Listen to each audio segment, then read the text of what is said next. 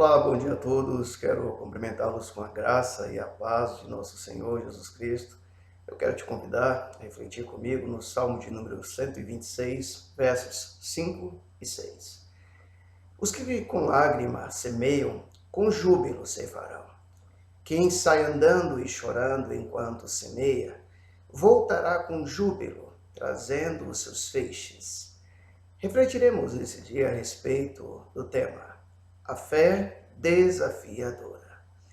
Ao nos deparar com o Salmo de número 126, nós podemos perceber que o salmista, nesses dois versículos em especial, ele fala então desse desafio, que os que com lágrimas semeiam, com júbilo estarão colhendo. Quem sai andando e chorando enquanto planta, voltará com júbilo, trazendo a sua colheita. E nós, ao nos deparar com esse salmo, nós podemos observar, principalmente no livro do profeta Isaías, que o povo de Israel, durante todo o tempo do exílio na Babilônia, esse povo vive um momento em suas vidas conturbador, um momento que se deve à sua falta de obediência, à sua obstinação, o fato desse povo ter abandonado ao Senhor Deus, o Deus de seus pais, o Deus que os tirou do Egito. E esse povo agora tem em suas vidas outros deuses, que não o Senhor, seu Deus. E nós temos vivido um contexto na nossa atualidade, que muitas vezes isso não tem sido diferente no nosso viver diário. Muitas vezes nós temos colocado outros deuses em nossas vidas. Nós temos vivido um tempo em que para muitas pessoas o lazer, muitas vezes as redes sociais ou outras atividades, tem sido o Deus desse tempo. Tudo aquilo que ocupa o seu espaço, que domina você, passa a ser o seu Deus. Esse tem sido o tempo que nós estamos vivendo. E ao nos deparar com esse povo, nós percebemos que essa gente, essa terceira geração, ela abandona o Deus de seus pais. E é durante esse tempo de 70 anos na Babilônia que esse povo teria uma época para ser trabalhado, ser tratado, vivendo sob condições de escravidão. Esse povo teria tempo suficiente para refletir, que era um povo livre. E a mesma coisa muitas vezes tem nos acontecido. Às vezes nós precisamos passar por maus bocados, para que possamos nos voltar para o nosso Deus. E são em momentos como esse que nós temos a oportunidade de exercer a nossa fé, de ressuscitar a nossa fé. O profeta, ou melhor, o apóstolo Tiago, ele, em sua carta, ele vai nos relatar a respeito da importância de uma fé viva.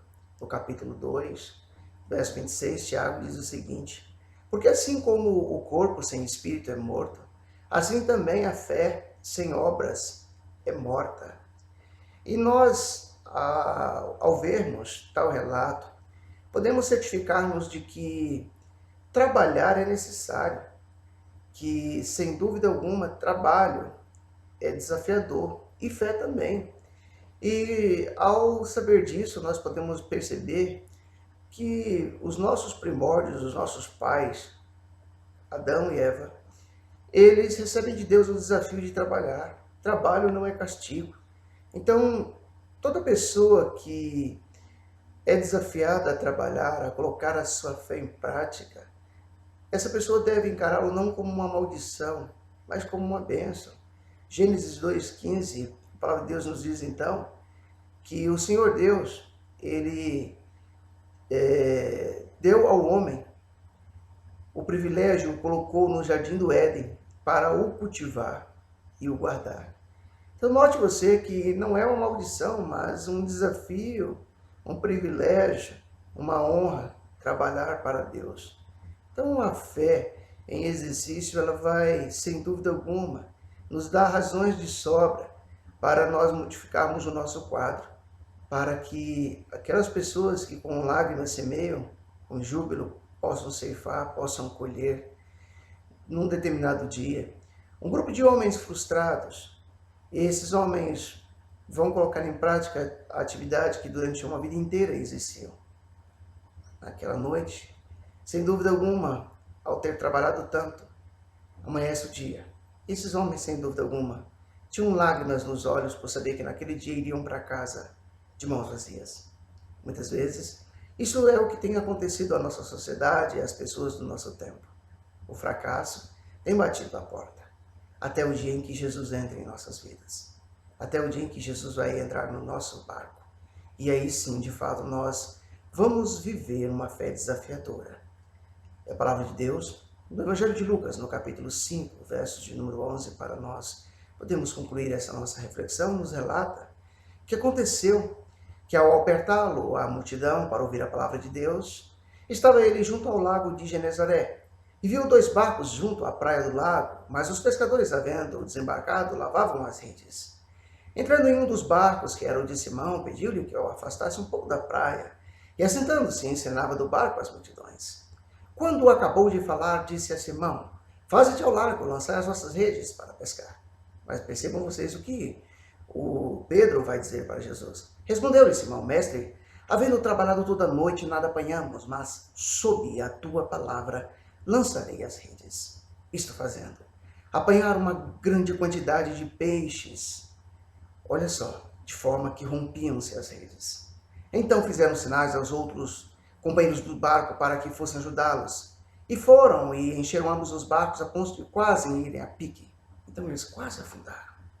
Pois à vista da pesca que fizeram, a admiração se apoderou dele e de todos os seus companheiros, bem como de Tiago e João, filhos de Zebedeu, que eram seus sócios.